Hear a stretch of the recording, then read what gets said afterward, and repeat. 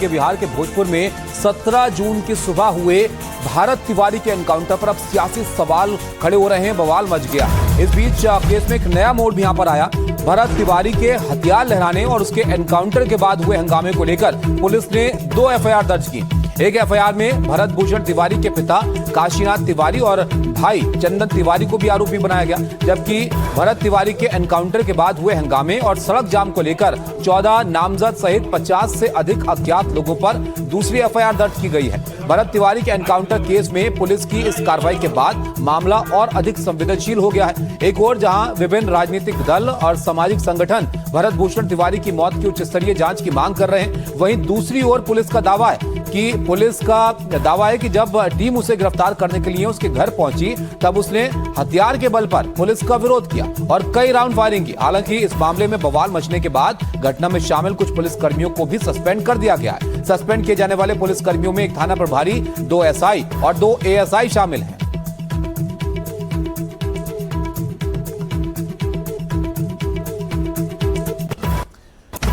तो ये ऐसा मामला है जिस पर अब सियासत गरमा रही है। इस एनकाउंटर को लेकर जो सबसे बड़ा सवाल उठ रहा है वो है एनकाउंटर से ठीक पहले का एक वीडियो। इस वीडियो में भरत तिवारी पहले तो पुलिस से बहस कर रहा है, लेकिन पुलिस के कहने पर वो पिस्टल फेंक देता है। ये तस्वीरें काफी वायरल है सोशल मीडिया पर। अब सवाल ये उठ रहा है कि जब उसने पिस्टल फेंक दिया, पुलिस ने उसे चारों तरफ से घेर लिया, तब एनकाउंटर की क्या जरूरत थी? और इसी बात को लेकर सवाल यहाँ पर पुलिस से पूछे जा रहे हैं और इसी को लेकर हंगामा भी यहाँ पर हुआ। वहां लोगों का क्या कहना है इस मामले पर, वो भी जरा आप देख लीजिए। वहां पर लोगों घेर करके इसको काउंटर कर दिया और हमको कहने का मतलब है कि ये कौन सा अपराधी है। पिछला रिकॉर्ड में न कोई अपराधी है, न चोर है, न चंडाल है, ये तो समाज सेवा कर रहा है। तो ये अन्याय हुआ है, इस अन्याय को जनता को जवाब देना होगा। आज मान लीजिए कि हमारे पे किसी का प्रकार का कल केस हो गया, हम जाएंगे सिलेंडर मारे तो हमको इन लोग इनकाउंटर कर देंगे। इनकाउंटर, हाँ, पुलिस इनकाउंटर किएंगे। एसपी के पास भी ये नियम नहीं है, हम लोग खुद पढ़े लिखे शिक्षित आदमी हैं।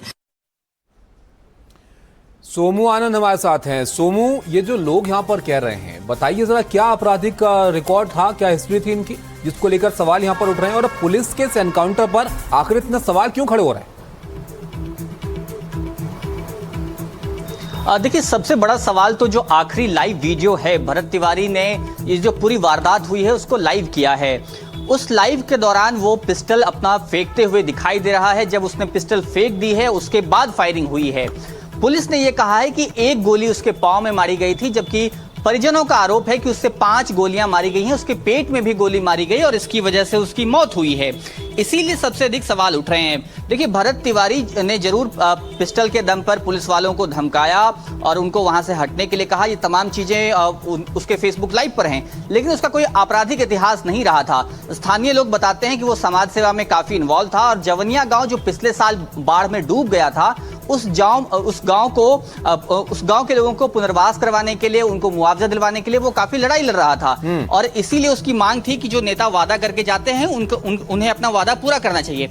हालांकि उसने उसका तरीका एक गलत जरूर अपनाया था, लेकिन उसका कोई आपराधिक इतिहास नहीं था। इसीलिए जब हम देखेंगे उसकी जो अंतिम यात्रा है उसमें भी भारी संख्या में लोग उमड़े हैं और इसीलिए लगातार ये सवाल उठ रहा है कि जब उसने पिस्टल फेंक दिया तब इस तरह की फायरिंग करने की नौबत क्यों आई। और 1 गोली अगर पुलिस कह रही है, क्या कह रही है पुलिस सोमू के, अगर पिस्टल फेंक दिया था तो फिर एनकाउंटर यहां पर क्यों किया गया? क्या कहानी बताई गई पुलिस की तरफ से?